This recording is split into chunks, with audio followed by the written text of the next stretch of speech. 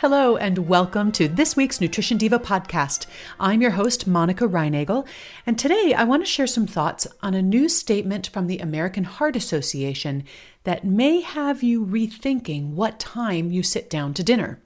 Support for the Nutrition Diva podcast comes from Care of, a company that makes it easier to identify which nutritional supplements you might need by answering a few short questions about your diet and lifestyle. Then they send your customized regimen to you in affordable, convenient daily packs. Go to takecareof.com and get your personalized recommendation today. Plus, get $10 off your first order when you use the code DIVA. That's takecareof.com. Offer code DIVA for $10 off your first order. Last month, the American Heart Association released a new scientific statement that seemed to suggest that eating later in the day is bad for your heart. At least that was the take-home message that made the rounds on the evening news and the morning shows. The actual statement was a bit more cautious. It said, quote, allocating more calories earlier in the day might help reduce cardiovascular disease risk, end quote.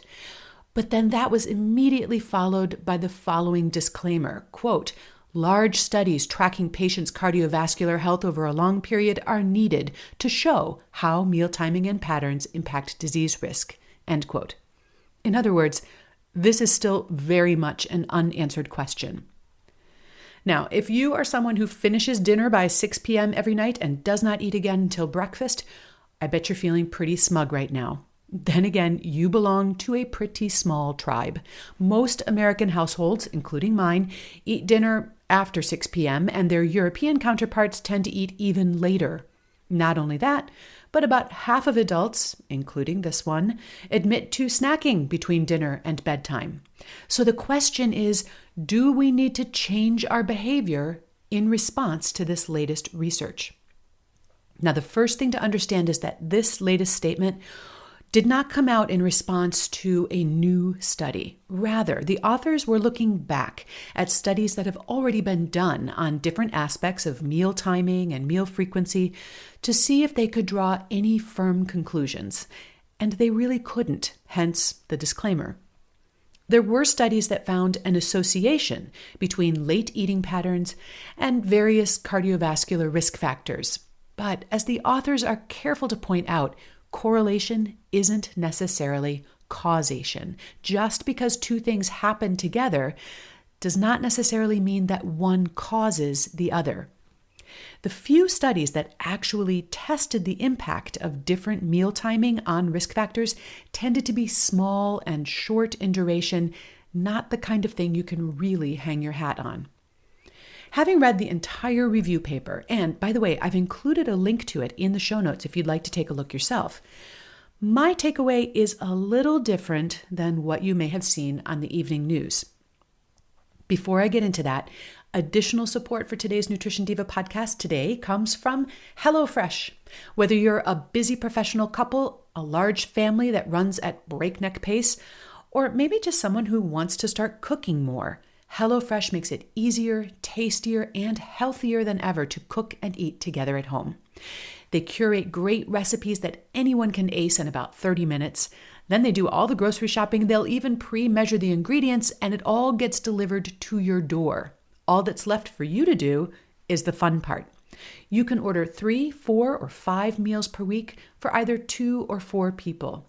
I really enjoyed the vegetarian recipes I tried, both making them and eating them. They were really good enough to serve for company, and the portions were so plentiful that we had leftovers for lunch.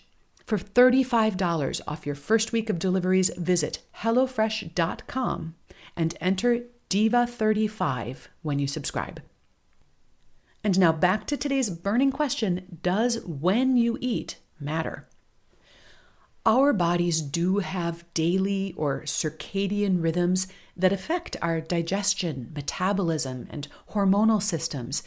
So it's really not a stretch to think that the timing of your meals would affect your body's response to food.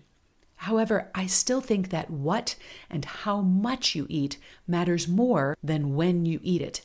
As the authors of the paper point out, Simply being more intentional about your meals and making some sort of plan for them is likely to improve the nutritional quality of your diet, and that may be the real factor here.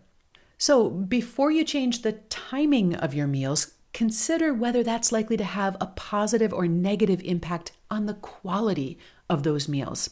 If the only way that you're going to be able to eat dinner by 6 p.m. is by stopping at the drive-thru for fast food on the way home from work, I don't think that's worth it.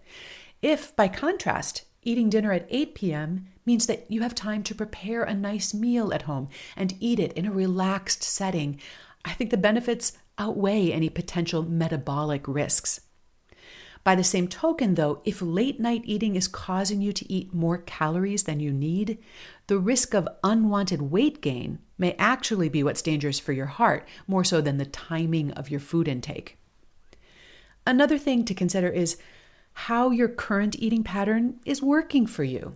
If you are at a healthy body weight or you're moving in the right direction, and your blood sugar and your blood pressure and all that are fine, and you're feeling good and sleeping okay, and you sense that the nutritional quality of your diet is on track, why mess with success?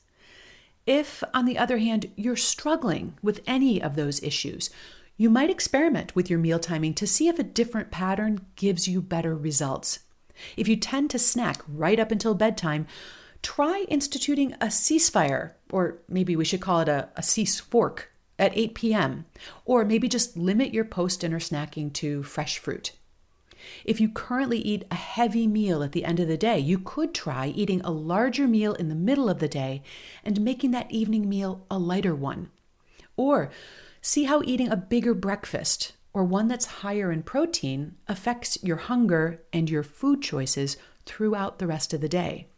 My point here is there's no one-size-fits-all formula. Yes, you do want to find an eating pattern that's going to work with your biological rhythms. But in my view, it's equally important to find an eating pattern that works with your daily routines, because that's the one that's going to make it easier for you to make healthy choices on a consistent basis.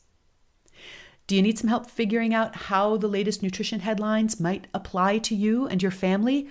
I'm here to help. You can email your nutrition questions to nutrition@quickanddirtytips.com or post them on the Nutrition Diva Facebook page.